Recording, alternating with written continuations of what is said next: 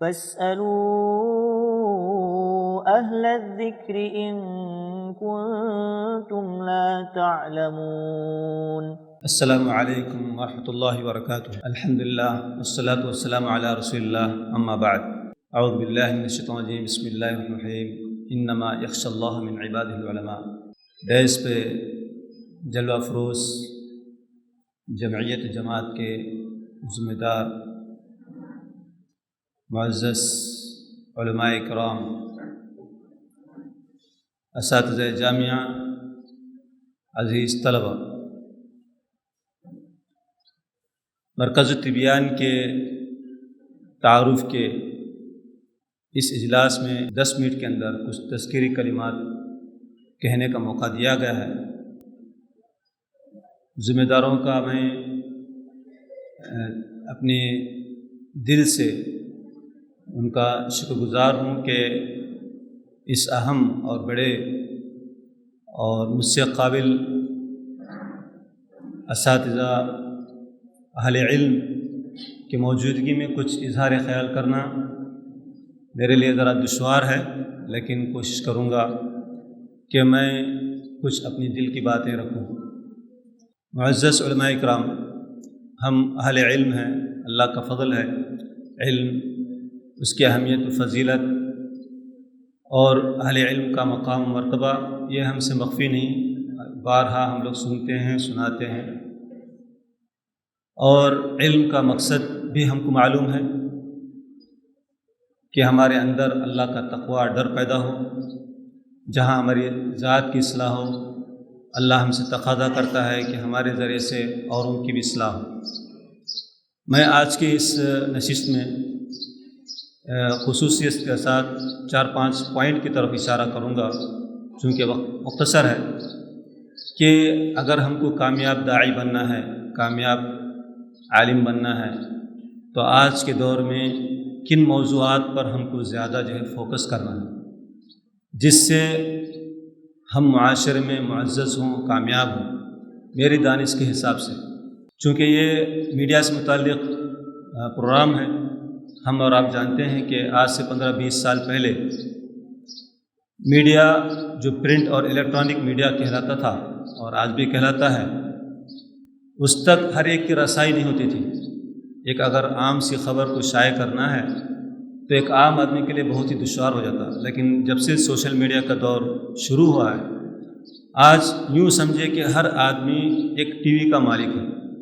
ہر آدمی اپنی بات پوری دنیا میں آسانی کے ساتھ BBC لندن یا وائس آف امریکہ کے تعاون کے بغیر، مدد کے بغیر آسانی کے ساتھ اپنی بات کو دوسروں تک پہنچا سکتا ہے. یہ اللہ کا بہت بڑا کرم ہے اور اس کی بڑی نعمت ہے. ہم ایسے دور میں گزر رہے ہیں، اور آج کے دور میں کوئی اگر آدمی دین کا کام کرنا چاہے اور اپنی بات کو پہنچانا چاہے تو اس کے لیے بہت بڑا یہ ذریعہ ہے، وسیلہ ہے، اور وہ بہت کم وقت میں آسانی کے ساتھ کامیاب ہو سکتا ہے.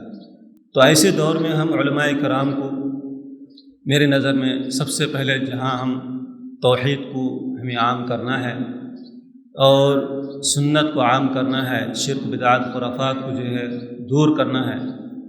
یہ موضوعات سلفی عقیدہ کے مساجد میں اور احباب میں یہ موضوعات پسند کیے جاتے ہیں، اور اس سے ایک آدمی کامیاب ہوتا ہے اس میں اگر وہ اچھی طریقے سے تیاری کے ساتھ اگر تقاریر کرتا ہے. ہم کو اوروں کی بھی خیال کرنا چاہیے جو ان موضوعات کو نہیں سنتے ہیں، پسند نہیں کرتے، نہیں آتے ہیں. تو ایسے بہت سے ہمارے احباب ہیں، مسلمان ہیں، غیر مسلم ہیں، وہ کون سی موضوعات ہیں اس پر ہماری نظر ہونا چاہیے، ہم کو سنجیدگی سے غور کرنا چاہیے. ایک موضوع ہے سودی لین دین، جہیز اور اسراف والی شادیاں.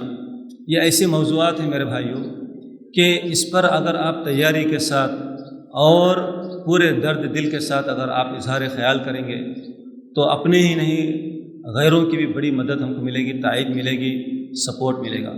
کیونکہ یہ ایسے حساس موضوعات ہیں، یہ عام لوگوں کی دل کی آواز ہے، تڑپ ہے. بہت کم لوگ اس پر زیادہ اظہار خیال کرتے ہیں. تو ایک کامیاب داعی کے لیے ضروری ہے کہ وہ ان موضوعات کو زیادہ سے زیادہ اپنے خطبوں میں، اپنے تقاریر میں، اپنے دروس میں اس کو جو لائیں تاکہ لوگ جو آج پریشان ہیں، آج لوگ شادی بیاہ میں اور جو خواتین پر دلہنوں پہ جو ظلم ہوتا ہے، اس کو عام آدمی محسوس کرتا ہے، اور عام آدمی یہ چاہتا ہے کہ ان کے درد کو معاشرے میں جو اجاگر کیا جائے اور لوگوں کے ظلم کو ختم کیا جائے، اور سودی لین دین یا جہیز، یہ رسم و رواج اور شادیاں، اس کی وجہ سے جو بے چینی جو گھروں میں پائی جاتی ہے، اس کو جو دور کرنے والے ہم اہل علم ہی اچھی طریقے سے اس کو دور کر سکتے ہیں، کیونکہ ہمارے پاس قرآن حدیث کی یعنی اچھی سی جو ہے تعلیمات ہیں۔ دوسری بات میں عرض کرتا یہ چلوں کہ آج ہم کو جو ہے غیروں سے جو ہے آگے بڑھنا ہے۔ غیر اقوام ہم سے زیادہ آگے بڑھ چکی ہیں، اور ہم سے زیادہ جو بہت زیادہ آگے بڑھ چکی ہیں، تو تعلیم کے ذریعے سے وہ لوگ بہت آگے بڑھ چکے ہیں۔ تو ہمارے پاس جو مسلمان خوشحال ہیں، ان کا نظریہ یہ ہے کہ پیسے کمانے کے لیے ایک اچھا آسان ذریعہ وہ یہ ہے کہ شادی خانے کھولے جائیں اور ہوٹل کھولے جائیں۔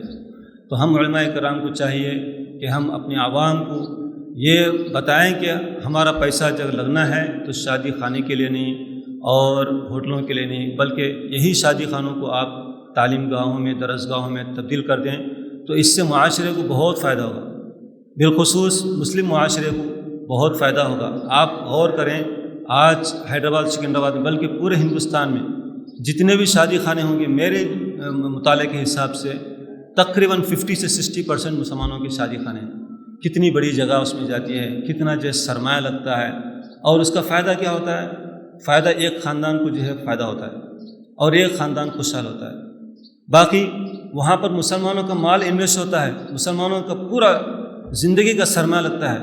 اگر وہی جگہ پہ اگر اسکول ہو، کالج ہو، اگر یونیورسٹی ہو، اور وہاں پر جو اچھے سے جو انسٹیٹیوٹ ہو، تو کتنا فائدہ ہوگا۔ اسی عمارت کو دیکھ لیں آپ، سوائے کر کے یہاں پر کتنے طلبہ پڑھتے ہیں۔ ایک طالب علم بھی اگر 10 پاس ہوتا ہے تو مطلب یہ ہے کہ وہ ایک طالب علم 15,000 کمانے کے قابل ہو جاتا ہے۔